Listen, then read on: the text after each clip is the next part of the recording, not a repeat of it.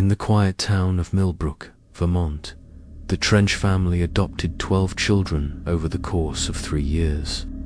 None of them had birth certificates. None of them attended school.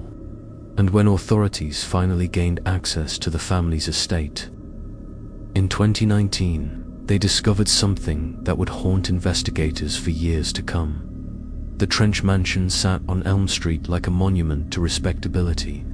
Harold Trench, a successful antique dealer, and his wife Miriam, a former nurse, were pillars of their community.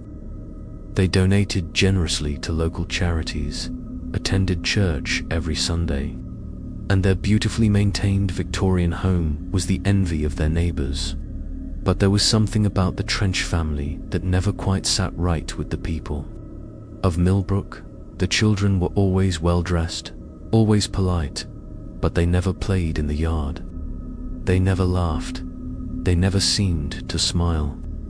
And if you looked closely, really closely, you might notice that several of them had gaps where teeth should be.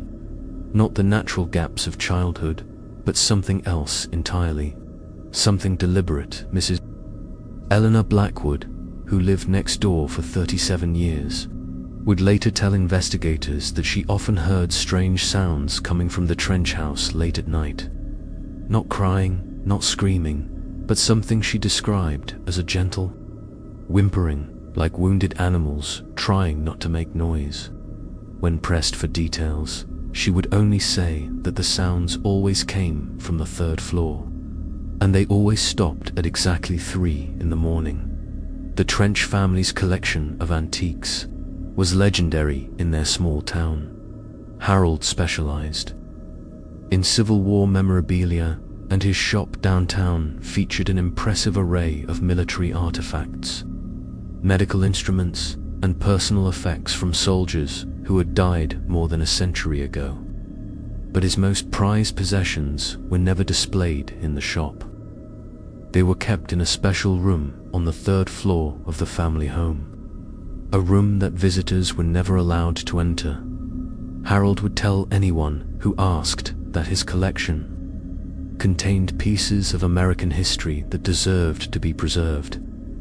He spoke passionately about the importance of remembering the sacrifices of those who came before, about keeping their memories alive through tangible objects.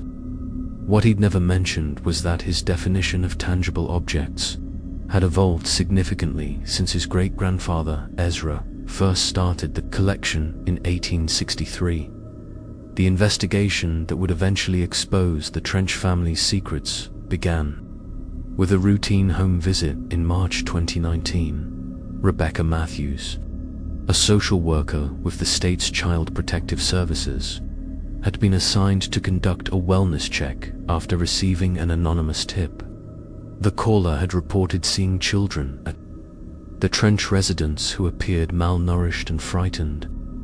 It was the kind of call Rebecca received regularly, and she expected to find either a misunderstanding or a minor case requiring intervention. She did not expect to uncover a generational horror that stretched back over 150 years.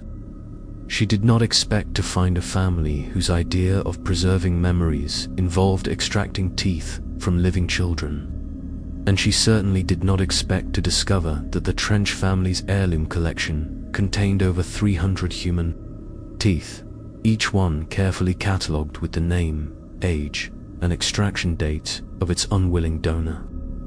Welcome back to the Creepy Journal, where truth is often stranger than fiction.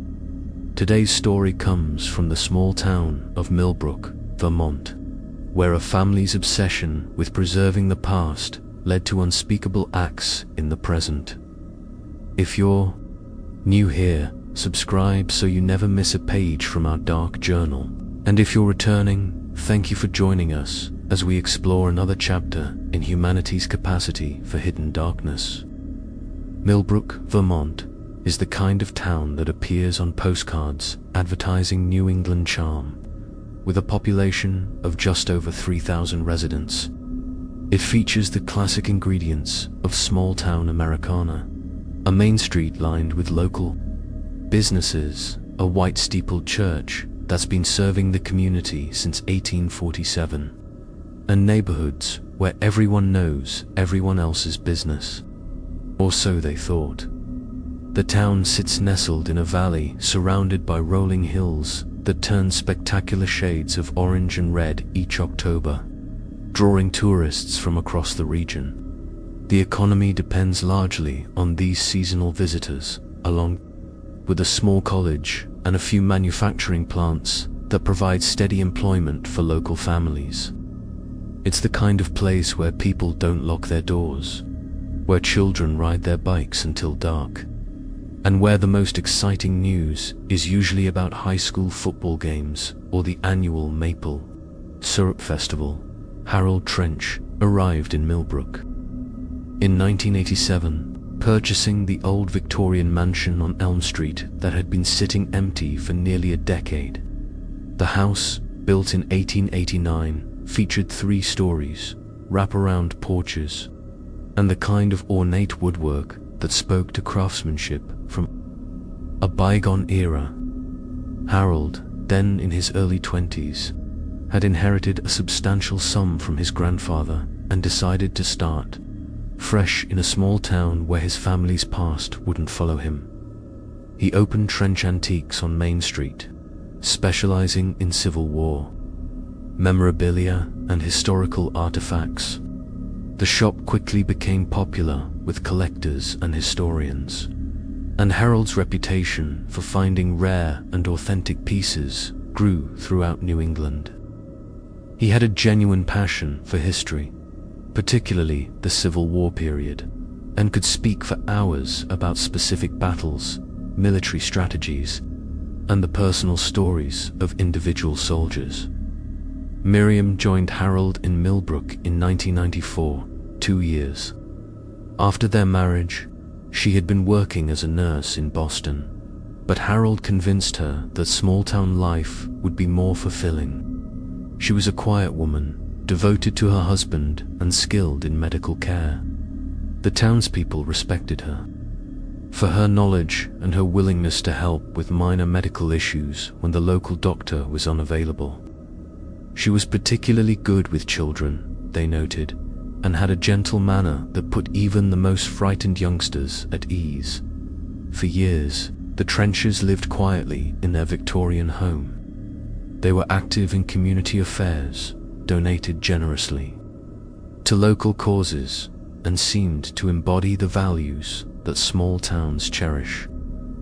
Harold served on the town council, Miriam volunteered at the church, and their antique shop became a gathering place for locals interested in history and visitors seeking unique pieces.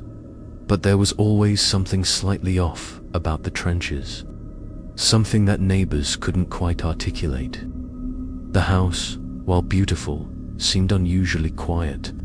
The curtains on the 3rd floor were always drawn, and despite their prominence in the community, the couple remained childless well into their 40s, a fact that generated whispered speculation among the town's residents. Then, in 2016, everything changed. The Trenches announced they would be adopting children, multiple children, from various agencies and private arrangements. They spoke passionately about wanting to provide homes for children who needed love and stability. The community applauded their decision, viewing it as another example of the couple's generosity and commitment to helping others. The first child arrived in summer 2016. Thomas, age 12, came to the Trenches through a private adoption agency. He was a quiet boy, polite and well-behaved, but he seemed unusually withdrawn for a child his age. The townspeople attributed this to the trauma of being in the foster care system, and they were impressed by how quickly Harold and Miriam seemed to help him adjust. Over the next 2 years, 11 more children joined the Trench household. They ranged in age from 6 to 15. And they all shared certain characteristics. They were quiet, well-behaved, and seemed almost afraid to draw attention to themselves. They were homeschooled, Miriam explained, because she and Harold felt they could provide a more personalized education than the local public school. The children were occasionally seen in town, usually accompanying Harold or Miriam on errands. They were always well-dressed and polite, but they never seemed to interact with other children. They didn't play in the yard, didn't ride bikes around the neighborhood, and didn't display the kind of natural curiosity and energy that characterizes most children. Instead, they moved through the world like small ghosts, present but somehow not quite there. The first person to express concern about the Trench children was Father Michael O'Brien, the parish priest at St. Mary's Catholic Church. The Trenches had been regular attendees for years, and Father O'Brien had watched with interest as they expanded their family through adoption. He supported their decision and had even offered to help with the transition by providing counseling services for children who might be struggling with abandonment issues. But as the months passed, Father O'Brien began to notice troubling patterns. The children sat in perfect silence during services, never fidgeting or whispering like other children their age. They never asked questions about the religious instruction classes that Miriam said they were receiving at home. And most concerning of all, several of the children seemed to have dental problems that were never addressed. Father O'Brien first noticed the dental issues in late 2017. Marcus, one of the younger boys, appeared to be missing several teeth that should have been present for his age. When Father O'Brien gently asked Miriam about it, she explained that the boy had suffered from severe dental problems before the adoption, and that they were working with a specialist to address the issues. She thanked him for his concern and assured him that Marcus was receiving proper care. Over the following months, Father O'Brien observed similar dental problems in other Trench children. Lucy, a 10-year-old girl, seemed to be missing her front teeth. James, age 9, appeared to have gaps where his molars should be. When Father O'Brien mentioned these observations to Dr. Patricia Morse, the town's physician, she admitted that she had never been asked to examine any of the Trench children for routine medical care. Dr. Morse found this unusual, particularly given Miriam's background as a nurse. Most parents, especially those in the medical field, were diligent about ensuring their children received regular checkups and dental care. When she offered to provide pediatric services to the Trench family, Miriam politely declined, explaining that they preferred to take the children to specialists in Burlington, who were more familiar with the specific needs of adopted children. The children's absence from the local school system also raised questions.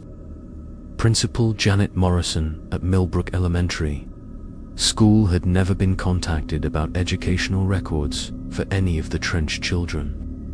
When she reached out to offer enrollment services, Harold explained that he and Miriam were committed to homeschooling and had all the necessary certifications and materials to provide a quality education. Homeschooling was not uncommon in Vermont, and the Trench's decision was legally sound. However, homeschooled children in the area typically participated in community activities like sports teams, music programs, or social clubs. The Trench children were never seen at any of these activities. They seemed to exist in complete isolation from their peer group, interacting only with Harold and Miriam. Mrs. Eleanor Blackwood, who had lived next door to the Trench house for decades, began to keep a mental log of the strange occurrences she witnessed. The children never played in the large backyard, despite the fact that it featured mature trees perfect for climbing and plenty of space for games. The third-floor windows were always covered, even during the beautiful Vermont summers when most people wanted to let in fresh air and natural light. Most disturbing were the sounds that came from the house late at night. Mrs. Blackwood was a light sleeper, and she began to notice a pattern of quiet disturbances that occurred between midnight and 3 in the morning. The sounds were difficult to describe, not quite crying, not quite whimpering, but something that suggested distress.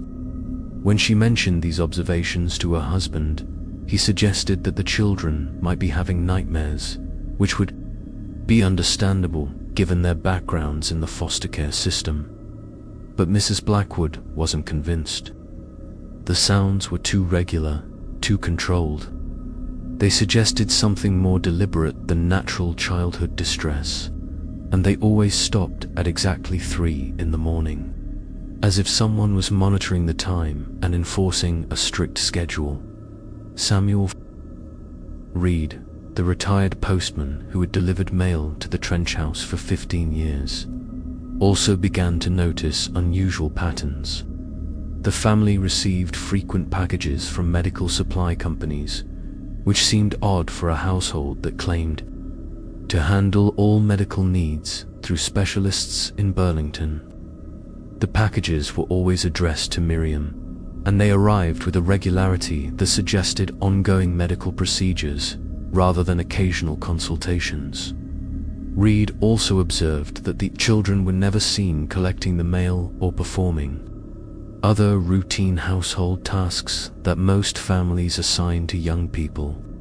They seemed to exist in the house like patients in a hospital, cared for but not participating in the normal activities of family life. In late 2017, residents of Elm Street began to notice unusual visitors to the Trench house. These weren't the typical social calls or business meetings that might be expected for a prominent family. Instead, they were brief, secretive encounters that occurred primarily during evening hours and always seemed to involve people who looked uncomfortable or distressed. Mrs. Blackwood was the first to observe these visits. She would see cars pull up to the Trench house around dusk, and adults would emerge carrying small children or teenagers. The visitors never stayed long, usually no more than 30 minutes, and they always left alone. The children they brought with them were never seen departing. When Mrs. Blackwood mentioned these observations to other neighbors, she discovered that several people had witnessed similar encounters. The visitors appeared to be from diverse backgrounds and geographic locations, suggesting that the Trenches were connected to a network that extended far beyond Millbrook. Some of the cars had license plates from other states, and the visitors dressed in ways that suggested they were not from the local area. Father O'Brien also encountered these mysterious visitors. On 2 separate occasions, he observed adults approaching the rectory at St. Mary's Church, asking if he could provide information about good families who might be willing to help children in difficult situations. When he offered to connect them with legitimate adoption agencies and social services, they declined and said they had already found what they were looking for. These encounters made Father O'Brien uncomfortable, particularly because the visitors seemed to know specific details about the Trench family's adoption activities. They spoke about Harold and Miriam in ways that suggested ongoing relationships rather than casual acquaintances. When Father O'Brien asked how they had learned about the Trenches, they provided vague answers about mutual friends and word-of-mouth recommendations. One particularly disturbing encounter occurred in March 2018. Dr. Morse was leaving her office late one evening when she observed a woman in her 30s walking toward the Trench house while carrying a young boy who appeared to be unconscious or heavily sedated. The woman was crying, and she seemed to be having difficulty supporting the child's weight. Dr. Morse's medical training compelled her to offer assistance, but when she approached the woman, she was rebuffed. The woman insisted that the child was fine and that she was taking him to visit relatives. When Dr. Morse offered to examine the boy to ensure he was healthy, the woman became agitated and hurried toward the Trench house. Dr. Morse watched from a distance as Miriam Trench answered the door and welcomed the woman inside. Dr. Morse never saw the woman or the child leave the house. She waited in her car for over an hour, but only the woman emerged, and she appeared to be in significant emotional distress. The child remained inside the Trench house, and Dr. Morse never saw him again in the community. These observations created a growing sense of unease among the town's residents, but no one seemed willing to take definitive action. The Trenches were respected members of the community, and their adoption activities were legal and appeared to be motivated by genuine concern for children in need. However, the secretive nature of these encounters and the obvious distress of the adults involved suggested that something more complicated was occurring. The situation reached a crisis point in February 2019, when one of the Trench children appeared at Millbrook Elementary School during a particularly severe snowstorm. The child, later identified as Thomas, the first boy the Trenches had adopted, was found by the school's janitor, Robert Martinez, who was working late to ensure the building's heating system was functioning properly during the storm. Thomas was standing outside the school's main entrance, wearing only a thin jacket and no shoes, despite the fact that temperatures had dropped below zero and snow was falling heavily. He was shivering uncontrollably and appeared to be in a state of shock. When Martinez brought him inside and called the school nurse, they discovered that Thomas had several fresh wounds on his hands and face, and he was missing additional teeth that had been present during his last public appearance. The school nurse, Patricia Collins, immediately recognized that Thomas required medical attention. She contacted Dr. Morse, who arrived within minutes despite the dangerous driving conditions. Dr. Morse's examination revealed that Thomas had suffered recent trauma that was inconsistent with accidental injury. The wounds on his hands appeared to be defensive injuries, suggesting that he had been trying to protect himself from someone or something. Most disturbing were Thomas's dental injuries. Dr. Morse determined that at least 3 teeth had been recently extracted, and the extraction sites showed signs of infection. The procedures had been performed without proper anesthesia or sterile conditions, and Thomas was experiencing significant pain and swelling. When Dr. Morse asked Thomas what had happened to him, he was unable to respond verbally but pointed repeatedly toward the direction of the Trench house. Dr. Morse immediately contacted the Vermont Department for Children and Families, reporting suspected child abuse. She also contacted the local police, asking them to conduct a welfare check on the other children in the Trench household. The combination of Thomas's physical condition and the months of disturbing observations from community members created a compelling case for immediate intervention. Sheriff William Hayes, who had been reluctant to investigate the Trench family due to their standing in the community, could no longer ignore the evidence. He obtained a warrant to enter the Trench house and conduct a comprehensive investigation of the family's activities. The warrant was executed on February 15, 2019, with support from state social services personnel and medical professionals. When authorities arrived at the Trench house, they found Harold and Miriam in the kitchen, calmly preparing dinner as if nothing unusual had occurred. They expressed surprise at Thomas's disappearance and claimed they had been searching for him since discovering he was missing from his bedroom earlier that day. They welcomed the investigators and offered to cooperate fully with any examination of their household. The 11 remaining children were found in various locations throughout the house, all of them exhibiting signs of malnutrition, dental problems, and psychological trauma. They were quiet and compliant, responding to questions with minimal words and showing clear signs of fear when separated from Harold and Miriam. Medical examinations revealed that every child had been subjected to dental procedures that were medically unnecessary and had been performed without proper equipment or training. But the most shocking discovery was yet to come. When investigators gained access to the third floor of the house, they found Harold's private collection room, where the true extent of the Trench family's activities became apparent. The room contained hundreds of human teeth, each one carefully preserved and catalogued in glass cases.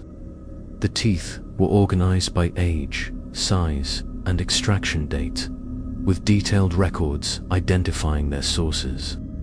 The revelation of the Trench family's activities sent shockwaves through Millbrook, but the community's response was not what investigators expected. Rather than expressing outrage or demanding justice, many residents seemed determined to minimize the situation and protect the family's reputation. This collective denial created additional obstacles for law enforcement and social services personnel who were trying to understand the full scope of the abuse. Mayor Robert Ashworth, who had been a longtime friend of the Trench family, initially refused to believe the allegations.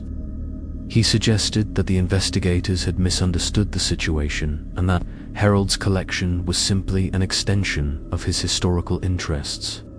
When presented with evidence of the dental extractions and the children's medical conditions, Ashworth argued that the procedures might have been medically necessary and that the family deserved the benefit of the doubt. This attitude was shared by many other prominent community members. The banker who had handled the Trench family's finances insisted that Harold and Miriam were good people who had been trying to help children in need. The president of the local Chamber of Commerce worried about the negative impact that the investigation would have on Millbrook's reputation and tourism industry.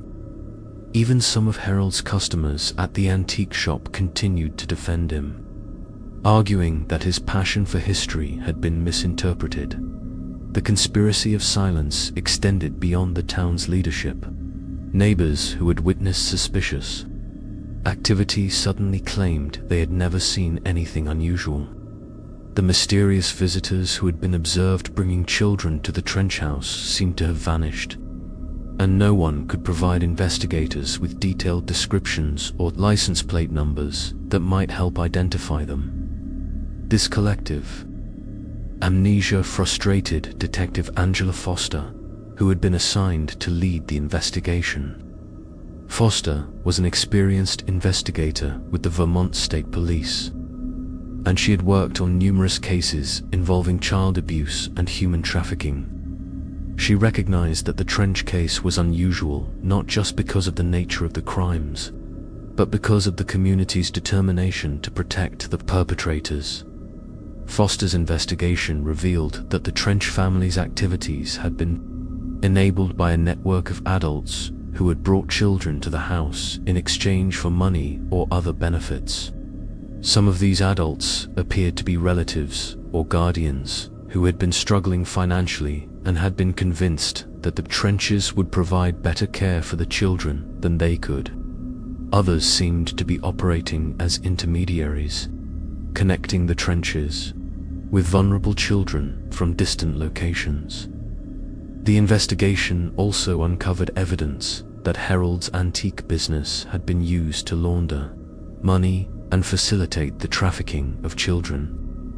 The shop's records showed payments to individuals and organizations that could not be verified, and Harold had maintained bank accounts in multiple states that were used to transfer funds for unexplained purposes. But the most valuable information came from Mrs. Eleanor Blackwood, who had been keeping detailed notes about the Trench family's activities for more than 2 years. Unlike other community members who claimed to have no knowledge of the situation, Mrs. Blackwood had documented the times and dates of suspicious activities, the license plate numbers of visiting vehicles, and the physical descriptions of adults who had brought children to the house. Mrs. Blackwood's decision to cooperate with investigators was motivated by her horror at discovering the truth about her neighbors. She had suspected that something was wrong, but she had never imagined the full extent of the abuse. Her detailed records provided the foundation for a comprehensive investigation that extended beyond Millbrook to include law enforcement agencies in multiple states. Mrs. Blackwood also provided crucial information about the sounds she had heard from the Trench house. She described a pattern of activity that suggested that dental procedures were being performed on a regular schedule, with different children being subjected to extractions on different nights. The sounds always stopped at 3 in the morning, she explained, because that was when Miriam would administer sedatives to help the children sleep through the remainder of the night. Detective Foster's investigation into the Trench family required a delicate balance between thoroughness and discretion. The case involved multiple jurisdictions, potential federal crimes, and a community that seemed determined to obstruct justice. Foster worked closely with Rebecca Matthews, the social worker who had initiated the investigation, to ensure that the 12 children rescued from the Trench house received appropriate medical care and psychological support. The children's medical examinations revealed the full extent of their abuse. Each child had been subjected to multiple dental extractions performed without proper anesthesia or sterile conditions. The procedures had been carried out using tools that were appropriate for Civil War-era battlefield surgery rather than modern dental care.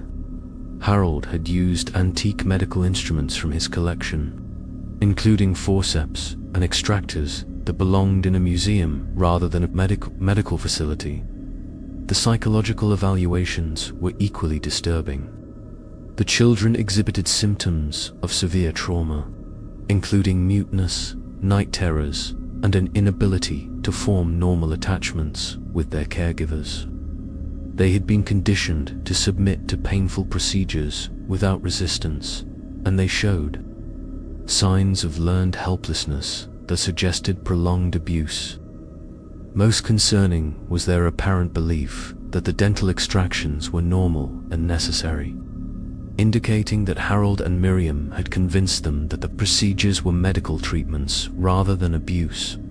Foster's investigation into Harold's background revealed that his obsession with teeth collection had deep historical roots. Harold's great-grandfather, Ezra Trench, had served as a field medic during the Civil War and had developed an unusual interest in preserving battlefield souvenirs from deceased soldiers. Ezra's collection had included not only traditional military memorabilia but also teeth, hair, and other personal items that he claimed helped preserve the memory of fallen soldiers. The collection had been passed down through the Trench family for generations, with each successive owner adding their own contributions. Harold's grandfather had expanded the collection during World War II, and Harold's father had continued the tradition during the Vietnam era. By the time Harold inherited the collection, it included hundreds of teeth from multiple conflicts and time periods.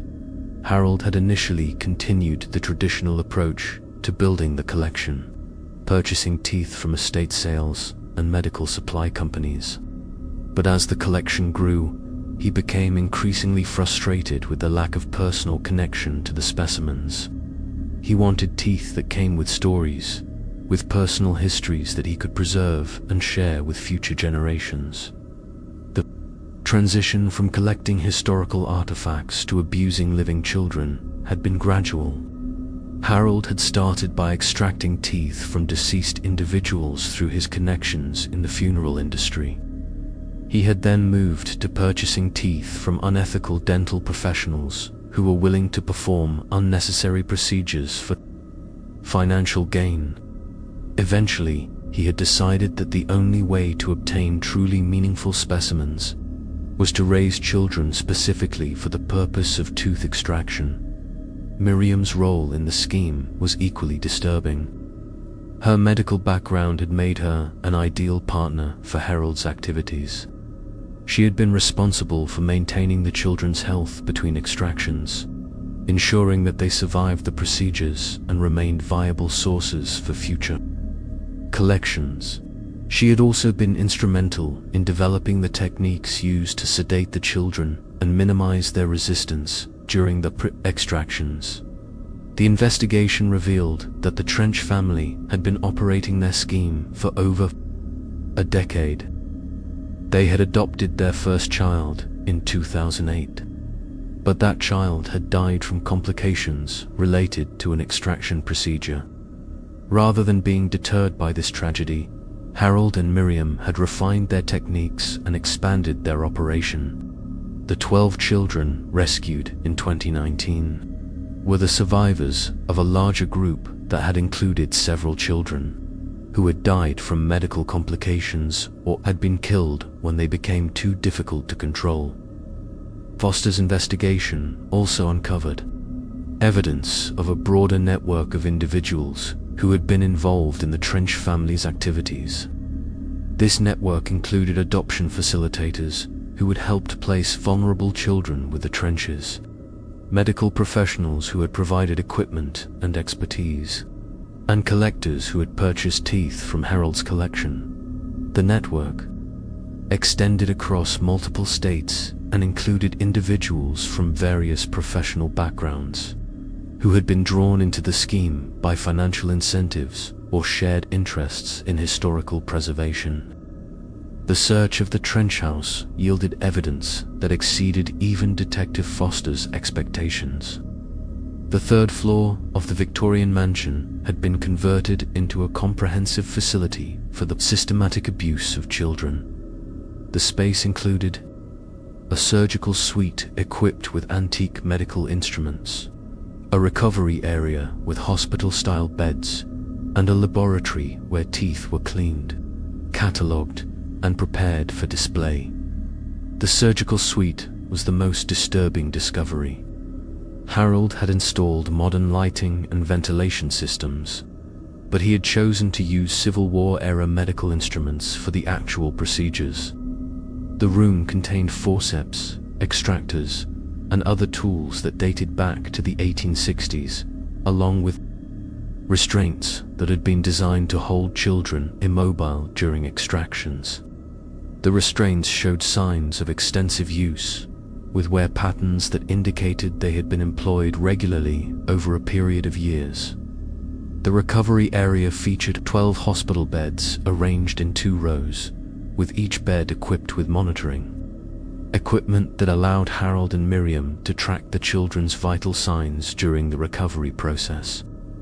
The beds were surrounded by curtains that could be drawn to provide privacy during medical procedures. But the curtains also served to isolate the children from one another and prevent them from providing comfort or support to their fellow victims. The laboratory was equipped with the tools and materials needed to process extracted teeth for long-term preservation. Harold had installed specialized cleaning equipment, chemical baths, and storage systems that would have been appropriate for a professional dental laboratory. The room also contained detailed records of each extraction, including photographs, measurements, and historical information about the source of each tooth. The collection itself was housed in a climate-controlled display room that Harold had designed to resemble a museum exhibit. The teeth were arranged in glass cases according to a complex organizational system that took into account the age of the donor, the date of extraction, and the specific circumstances surrounding the procedure. Each specimen was accompanied by a detailed placard that provided information about the child from whom it had been extracted, including their name, age, and a brief description of their personality and interests. The display room also contained Harold's historical collection, which included teeth from Civil War soldiers, World War II veterans, and victims of various historical tragedies. Harold had arranged these specimens alongside the teeth from the adopted children, creating a comprehensive exhibition that he claimed represented the evolution of human suffering throughout American history. The investigation also revealed that Harold had been documenting his activities through photographs and video recordings. He had maintained detailed records of each extraction procedure, including before and after images of the children and close-up photographs of the extracted teeth. The recordings showed that Harold had been treating the extractions as educational opportunities, providing commentary about the historical significance of tooth collection and the importance of preserving these artifacts for future generations. The children's living quarters were located on the second floor of the house, in rooms that had been modified to prevent escape. The windows were equipped with security bars that could not be opened from the inside, and the doors were fitted with locks that required electronic keycards to operate. The rooms contained basic furniture and personal items, but they lacked the decorations and toys that would normally be found in children's bedrooms. The investigation also uncovered evidence of Harold's plans for expansion. He had been negotiating the purchase of additional property in rural Vermont, where he intended to establish a larger facility that could accommodate more children. The plans included a boarding school that would have provided educational services, while serving as a cover for the continued extraction activities. Harold had also been exploring the possibility of establishing similar facilities in other states, creating a network of extraction centers that would have significantly expanded the scope of his operation. The legal proceedings against Harold and Miriam Trench began in spring 2019 and continued for more than 2 years. The case attracted national attention due to the unusual nature of the crimes and the extensive evidence of systematic child abuse. Harold was charged with multiple counts of child abuse, unlawful restraint, and operating an illegal medical facility. Miriam faced similar charges, along with additional counts related to her role as a medical professional who had violated her oath to do no harm. The prosecution's case was built on the comprehensive evidence discovered during the search of the Trench house, combined with testimony from the rescued children and the detailed records maintained by Mrs. Eleanor Blackwood. The physical evidence included the extracted teeth, the medical equipment used in the procedures, and the extensive documentation that Harold had maintained throughout his operation. The children's testimony was particularly compelling.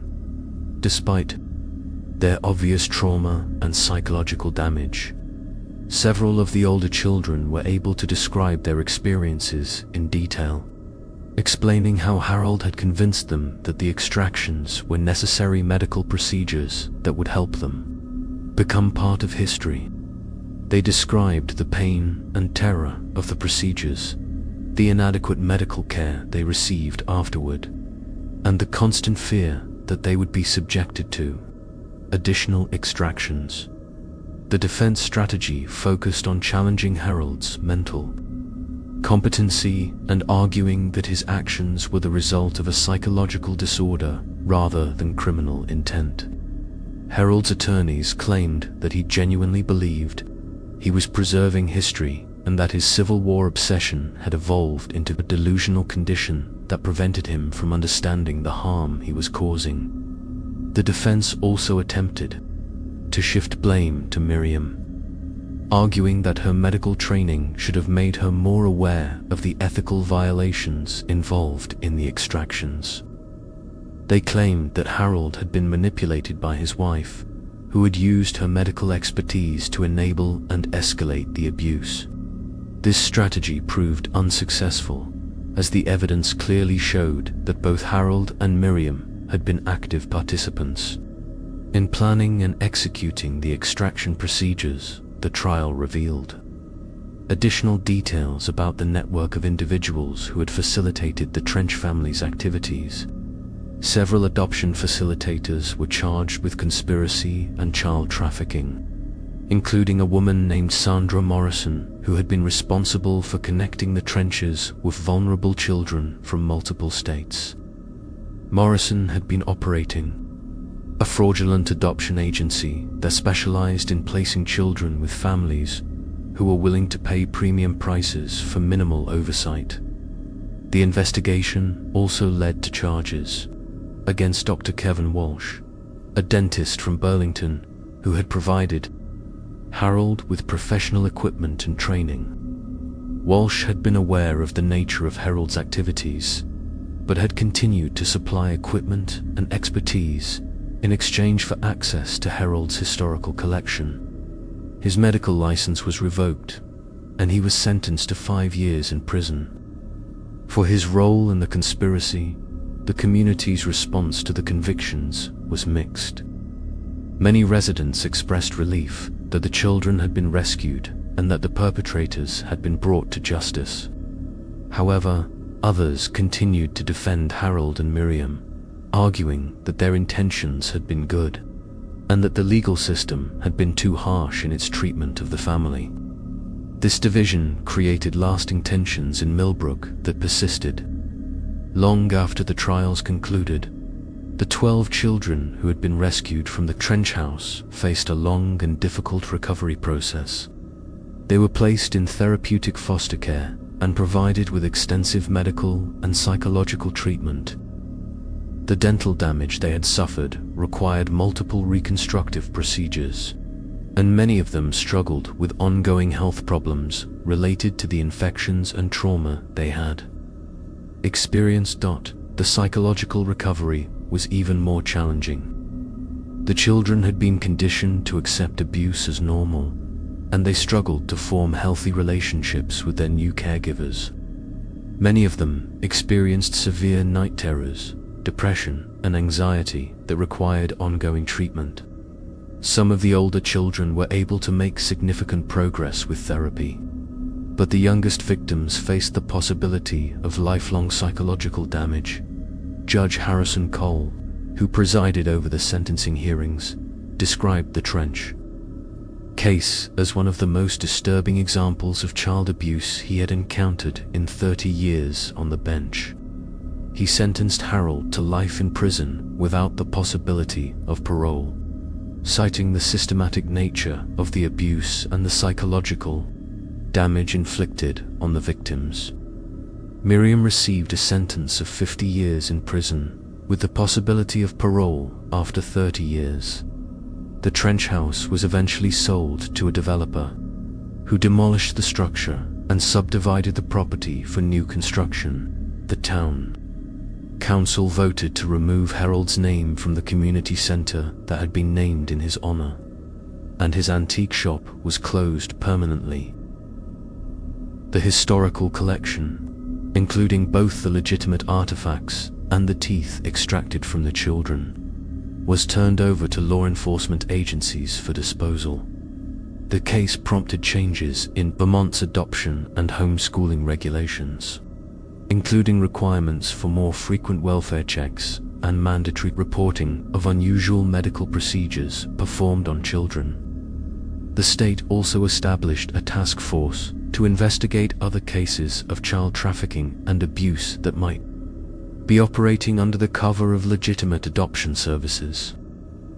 The story of the Trench family serves as a chilling reminder that evil can hide behind the facade of respectability and community involvement. Harold and Miriam Trench spent decades building reputations as caring, generous people who were committed to helping children in need. Their neighbors, friends, and business associates saw them as pillars of their community, people who embodied the values of small-town America. But beneath this carefully constructed image lay a generational obsession with preserving the past through unspeakable means. The Trench family's collection of teeth represented more than just the physical remnants of their victims. It was a testament to the power of rationalization, the ability of individuals to convince themselves that their actions are justified by higher purposes or historical significance. The case also illustrates how communities can become complicit in protecting predators when those predators are seen as valuable members of society. The residents of Millbrook were willing to overlook signs of abuse because they couldn't believe that people they respected and admired were capable of such horrific acts. This collective denial allowed the Trenches to continue their activities for years longer than would have been possible if the community had been willing to confront uncomfortable truths. The 12 children who survived the Trench house carry with them not just physical scars, but psychological wounds that may never fully heal. They represent the ultimate cost of a society's failure to protect its most vulnerable members. Their recovery serves as a testament to human resilience, but it also reminds us that some damage cannot be undone, some innocence cannot be restored. The Trench family's legacy lives on in the changes that were made to protect other children from similar abuse. The case prompted reforms in adoption procedures, homeschooling oversight, and community reporting requirements that have helped prevent other predators from operating under the cover of respectability. But perhaps the most important lesson is the need for communities to remain vigilant, to ask difficult questions, and to prioritize the safety of children over the comfort of maintaining pleasant illusions. Some houses don't forget the horrors they have witnessed. Some collections preserve not history, but human suffering. And some families pass down traditions that should never be preserved, legacies that should be destroyed rather than honored. The Trench house may be gone, but its story remains as a warning about the capacity for evil that can exist in the most unexpected places.